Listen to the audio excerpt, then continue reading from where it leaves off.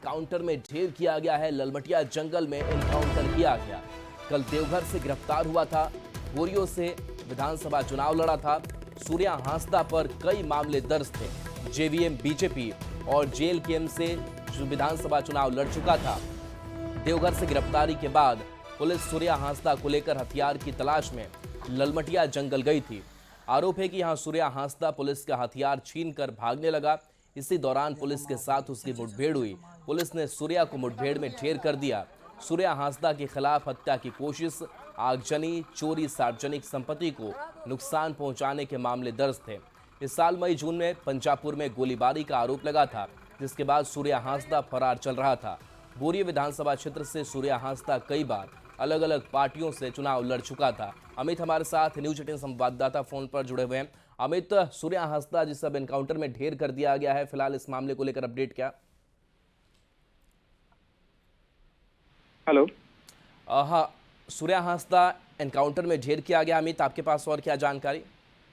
जी, फिलहाल अभी सदर अस्पताल उनकी बॉडी को पोस्टमार्टम के लिए लाया गया है और यहाँ जो उनकी पत्नी ने बयान दिया है वो कई तरह के संदेह जो है वो उत्पन्न कर रही हैं। उनकी पत्नी ने साफ तौर पर कहा कि जब पुलिस हमारे सूर्या हांसदा को ढूंढने के लिए इससे पहले भी हमारे घर आती थी तो उन्होंने पहले ही कहा था कि अगर सूर्या हांसदा गिरफ्तार हुआ तो हम उनका इनकाउंटर कर देंगे। अभी यहाँ पर अस्पताल में उन्होंने कहा है कि वो भागने की स्थिति में थे ही नहीं, वो तो इलाज करा करके बेलौर से अभी आए ही थे। वो निश्चित रूप से एक भागने की स्थिति में नहीं थे। वो मुझे पता है वो काफी बीमार थे। ये कहीं ना कहीं साजिश है। ये सवाल जो है उनकी पत्नी यहाँ उठा रही है। जी, चलिए, शुक्रिया अमित इस अपडेट के लिए आपका। तो एनकाउंटर के बाद से उनके परिवार वाले सवाल भी इस एनकाउंटर पर उठा रहे हैं और जेवीएम बीजेपी जेएलकेएम से चुनाव भी ये लड़ चुका था। झारखंड पुलिस पहली बार विदेश में इंटरपोल की मदद से पकड़े गए कुख्यात गैंगस्टर मयंक सिंह को प्रत्यर्पण कर झारखंड लाएगी। इसके लिए झारखंड एटीएस की 3 सदस्यीय टीम अजरबैजान जाएगी और मयंक सिंह को लेकर रांची आएगी। मयंक सिंह के साथ पुलिस सुनील मीणा को भी झारखंड लेकर आएगी। इन दोनों के खिलाफ चतरा, गिरिडीह, हजारीबाग, रामगढ़, पलामू समेत कई जिलों में 45 से ज्यादा मामले दर्ज हैं। बताया जा रहा है कि मयंक सिंह कुख्यात लॉरेंस बिश्नोई और अमन साहू के बीच की कड़ी था। इससे पूछताछ में कई आपराधिक वारदात के राज खुलेंगे। बता दें कि झारखंड एटीएस के अनुरोध पर इंटरपोल ने रेड कॉर्नर नोटिस जारी किया था, जिसके आधार पर 29 अक्टूबर 2024 को अजरबैजान के बाकू एयरपोर्ट पर मयंक को गिरफ्तार किया गया था।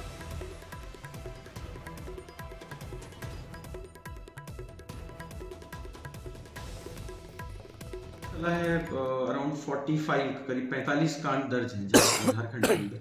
हम ये पता लगाने की कोशिश कर रहे हैं कि इस अपराधी के विरुद्ध बाकी स्टेट्स में भी कोई कांड दर्ज है या नहीं। क्योंकि पहली बार किसी को हम लोग एक्स्ट्राडाइट करके बाहर से ला रहे हैं तो इसलिए भी ये काफ़ी अहम हो जाएगा और हमें इसमें काफ़ी अच्छी इंफॉर्मेशन मिलेगी। हम लोग जब भी जैसे ही आता है उसके बाद हम लोग बाद में से पूछताछ करेंगे। और रांची से बड़ी खबर, जहां रिम्स के डायरेक्टर को धमकी मिली है। डॉक्टर राजकुमार को व्हाट्सएप कॉल से धमकी मिली है। 15 दिन में रांची से भगाने की धमकी मिली है। मई महीने में डायरेक्टर से आरोपी मिला भी था। चंदन कुमार पर धमकी देने का आरोप लगा है। ट्रांसफर पोस्टिंग की पैरवी नहीं मानने पर यह व्हाट्सएप पर धमकी दी गई। रिम्स डायरेक्टर ने बरियातू थाने में मामला दर्ज कराया है। तो व्हाट्सएप कॉल से यह धमकी मिली है। 15 दिन में रांची से भगाने की धमकी मिली है और इस आरोपी ने मुलाकात भी कर चुका था। गौरव हमारे साथ न्यूज 18 संवाददाता। गौरव, चंदन कौन है ये और क्या आरोप इसके ऊपर? बिल्कुल, हम आपको बता दें कि आज सुबह करीबन 8 बजे की ये घटना है जब रिम्स के डायरेक्टर को धमकी मिली है। रिम्स के डायरेक्टर की माने तो डॉक्टर चंदन कुमार के नाम से ये धमकी आई है। व्हाट्सएप कॉल के माध्यम से ये धमकी दी गई है। हालांकि जो आवेदन थाने में दिए गए हैं उसमें इस टेलीफोन नंबर का भी जिक्र किया गया है कि किस नंबर से डायरेक्टर को धमकी आई है। जो चंदन कुमार है वो बताए जाते हैं कि पीएमओ में खुद को नॉन आईएएस जो है उसके सचिव बताते हैं, नॉन आईएएस सचिव है और हायर जुडिशरी में भी 70% जजों से ये अपना संबंध बताते हैं। इसके साथ साथ ही बताया जाता है कि ट्रांसफर पोस्टिंग के लिए ये दबाव बना रहे थे डायरेक्टर के ऊपर। बात नहीं माने जाने पर उन्हें धमकी मिली है। हालांकि अब देखना होगा कि पूरे मामले की जब जांच होती है तो बरियातू थाने कहां तक पहुंचती है। लेकिन फिलहाल रिम्स के डायरेक्टर ने आरोप लगाते हुए कहा है कि उन्हें धमकी देते हुए कही गई है कि 15 दिनों के अंदर आपको रांची से बाहर कर देंगे। आपने बहुत अपनी खातिरदारी करवा ली है और उसके साथ ही अभद्र भाषाओं का प्रयोग भी डायरेक्टर के खिलाफ किया गया है। जी चलिए, शुक्रिया इस अपडेट के लिए आपका गौरव। और देखिए, इस बीच बिहार के समस्तीपुर की खबर की बात कर लेते हैं। कोचिंग जा रही छात्रा की हत्या हुई, छात्रा की गोली मारकर हत्या कर दी गई। कोचिंग जा रही छात्रा की हत्या हुई। शिवजी नगर के परसा की यह घटना सामने आई है। घटना की जांच में पुलिस जुटी हुई है। अज्ञात अपराधियों ने हत्या की है। दरभंगा के बहेरी में एक कोचिंग में पढ़ने छात्रा गुड़िया जाती थी। बहेरी के एंजल हाई स्कूल में भी आक्रोशित लोगों ने तोड़फोड़ की है। आगजनी की तस्वीर आपको दिखा रहे हैं, जहां देखिए कैसे चीख पुकार परिवार वाले में मची हुई है।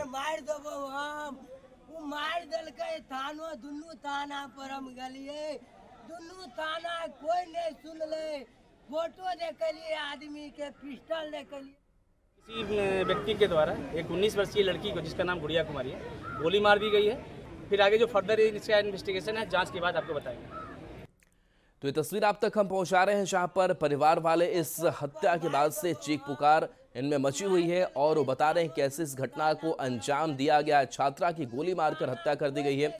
आपने पुलिस का भी बयान सुना कि हम पूरे मामले की तफ्तीश करने में जुटे हुए हैं, लेकिन देखिए लोगों की भीड़ यहाँ पर इकट्ठा है और देखिए ये जो परिवार वाले हैं वो बेकाबू हैं और चीख पुकार है और कह रहे हैं कि कार्रवाई जल्द होनी चाहिए। जिसने इस हत्या को अंजाम दिया उसकी गिरफ्तारी जल्द हो। नाराज लोगों ने स्कूलों में आगजनी की है। स्कूल की तस्वीर भी आप तक हम पहुंचा रहे हैं, जहां पर आगजनी की गई। छात्रा की गोली मारकर हत्या कर दी गई है। मुकेश हमारे साथ न्यूज 18 संवाददाता फोन लाइन पर। मुकेश, परिवार वाले और क्या कह रहे हैं अभी इस मामले पर? जी, इस मामले में एक जो दरभंगा जिले के बहेरी में एक शिक्षक, जो कोचिंग के शिक्षक हैं, उनके ऊपर परेशान करने का आरोप लगाया जा रहा है और इस मामले को लेकर के बहेरी में ही एंजल हाई स्कूल था, उसमें आगजनी और तोड़फोड़ करने का भी मामला सामने आया है। वहां पे फायर ब्रिगेड की टीम पहुंच करके आग पर को बुझाई है और वहां पर स्थिति पर नियंत्रण किया गया और जो घटना स्थल है वहां पर रोसड़ा डीएसपी और बड़ी संख्या में पुलिस पहुंची हुई है। 100 को अभी तक पोस्टमार्टम में नहीं भेजा जा चुका है। वहां पे प्रयास लोगों को समझाने का किया जा रहा है पुलिस पदाधिकारियों के द्वारा। जी, क्या तो शिक्षक ने इस घटना को अंजाम दिया, क्या कह रहे हैं परिवार वाले? जी, ये अभी स्पष्ट नहीं हो पाया। परिवार के लोगों का कहना है कि एक जो वो शिक्षक है उनके द्वारा परेशान किया जा रहा है। घटना को अंजाम किनके द्वारा दिया गया है, कोई पेशेवर शूटर है या कोई और है, इस पर पुलिस जांच कर रही है। ये अभी स्पष्ट नहीं हो पाया कि गोली किसके द्वारा मारा गया है। जी,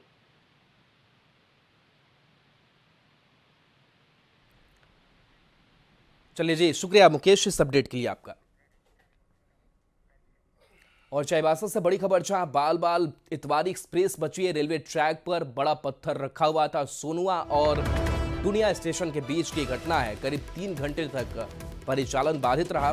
पत्थर हटाने के बाद परिचालन शुरू किया जा सका था। बाल बाल इतवारी एक्सप्रेस बची। एक्सक्लूसिव तस्वीर आप तक पहुंचा रहे हैं, जहां सोनुआ और दुनिया स्टेशन के बीच की घटना हुई, जहां रेलवे ट्रैक पर ही बड़ा पत्थर रखा हुआ था। करीब 3 घंटे तक परिचालन यहां पर बाधित रहा। पत्थर हटाने के बाद से आना जाना शुरू हुआ। अब खबर जमशेदपुर से है, जहां मानगो पुल से एक ऑटो ड्राइवर ने पुल से कूदकर खुदकुशी की कोशिश की, लेकिन पुल से स्वर्णरेखा नदी में छलांग लगाने के बाद उसका शर्ट जाल में फंस गया, जिसके कारण नदी में गिरने की जगह वो पुल से झूल गया। आसपास के लोगों ने तत्काल ऑटो ड्राइवर को पकड़ा और उसे बाहर निकाला। बताया जा रहा है कि खुदकुशी की कोशिश करने वाला ऑटो ड्राइवर पारिवारिक विवाद से परेशान था। इस ऑटो ड्राइवर की जान तो बच गई, लेकिन न्यूज़ 18 अपने दर्शकों से अपील करता है कि आप किसी भी परेशानी में हो, समय से लड़ने की कोशिश कीजिए। जान देना समस्या का समाधान नहीं हो सकता।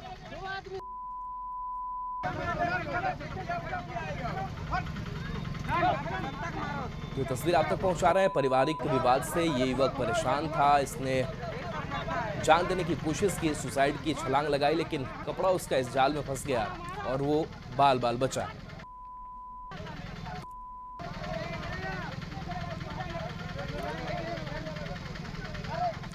अब खबर लोहरदगा से, जहां कुड्डू इलाके के चांपी पेट्रोल पंप के पास खड़ी ट्रक को पिकअप वैन ने जोरदार टक्कर मार दी। इस दुर्घटना में पिकअप वैन का ड्राइवर गंभीर रूप से घायल हुआ। स्थानीय लोगों की मदद से ड्राइवर को इलाज के लिए सदर अस्पताल में भर्ती कराया गया है। इस टक्कर की तस्वीर सीसीटीवी में कैद हुई है। इसमें साफ दिख रहा है कि टर्बो ट्रक को पिकअप वैन ने कैसे जोरदार टक्कर मारी।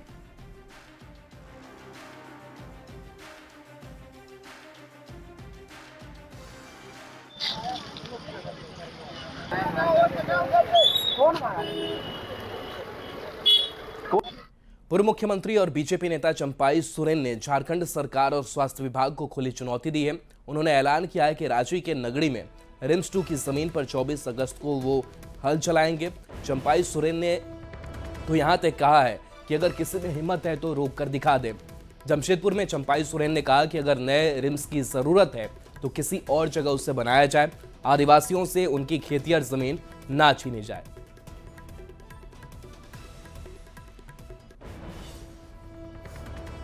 की जनता को लेके हम नगरी में हमारा बड़ा मीटिंग होगा, बड़ा बैसी होगा,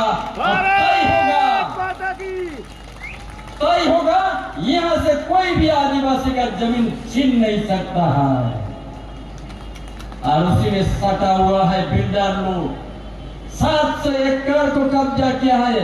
4 साल पहले तक आदिवासी का जमीन था, 4 साल के बाद फर्जी कागज बन गया है। उस दिन उसी जगह में हम 24 तारीख को लाखों के संख्या में पहुंचेंगे। और जिस जमीन नहीं सरकार अब वो सरकार जोतने नहीं दे रहा है, उस जमीन पर हम जोतेंगे। हमको देखेंगे कौन हमको रुकता है। और देखिए, चंपाई सोरेन के इस बयान पर झारखंड की सियासत गर्मा गई है। कांग्रेस और जेएमएम ने बेवजह इस मामले को तूल देने का आरोप लगाया। वहीं बीजेपी का कहना है कि पार्टी आदिवासियों के हक की लड़ाई लड़ेगी।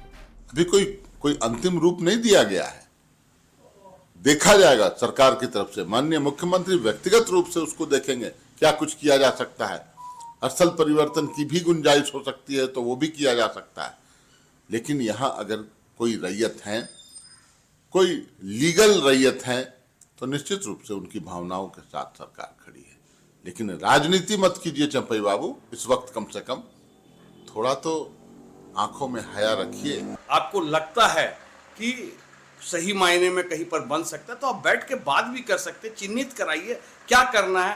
केवल बयानबाजी या शोशाबाजी करने से झारखंड की राजनीति में उनका कोई कुछ होने वाला नहीं है। लोग भी समझ रहे हैं, निश्चित रूप से कुछ लोग उनके भाड़े के टट्टू आ सकते हैं उनके साथ में।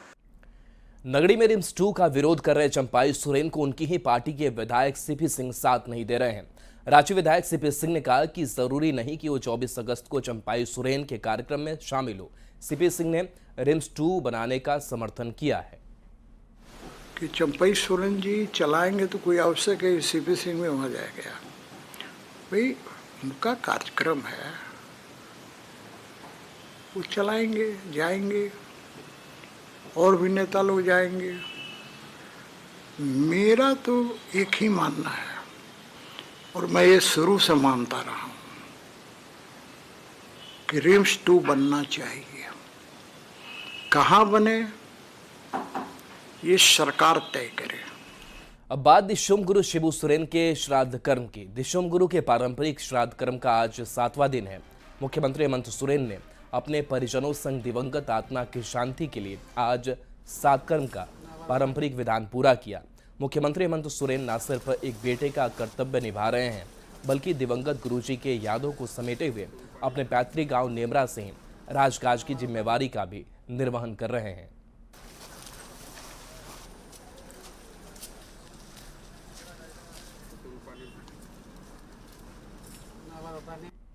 अब बात लगातार हो रही बारिश के साइड इफेक्ट की। गोड्डा के हरिपुर गांव में 200 एकड़ में लगी धान की फसल पानी में डूब गई है। किसान परेशान हैं। किसानों का कहना है कि बरसात से पहले पीडब्ल्यूडी ने सड़क बनाने के दौरान पानी निकलने वाले जगह को मिट्टी से भर दिया है, जिसके कारण बरसात का पानी नहीं निकल रहा है और धान की फसल डूब गई है। गाँव वालों ने पानी निकासी की मांग की है ताकि फसल को बचाया जा सके। एक मेन निकास एक ही रास्ता है। उस रास्ते को वो जो पीडब्ल्यूडी का रोड निर्माण के कारण सारा मटेरियल डांड में गिरा दिया गया, जिससे वह अवरुद्ध हो गया। और वह जो पत्थर है न, हम लोग किसान उस पत्थर को उठा सकते हैं, कोई विकल्प नहीं है। हम लोग कल प्रयास किए 25-30-50 आदमी लेके, लेकिन नहीं सके। जब तक अभी तत्काल उसके लिए एक जेसीबी चाहिए। हर हमेशा तो लोग वहाँ बैठ के नहीं रहेगा, आनन फानन में वो काम करके पुल को बंद करके चला गया, और जो उसका अवशेष मटेरियल था, जो मेरा एक नाला था, वो मतलब उसको भी ब्लॉक कर दिया। और आइए एक नजर इस वक्त के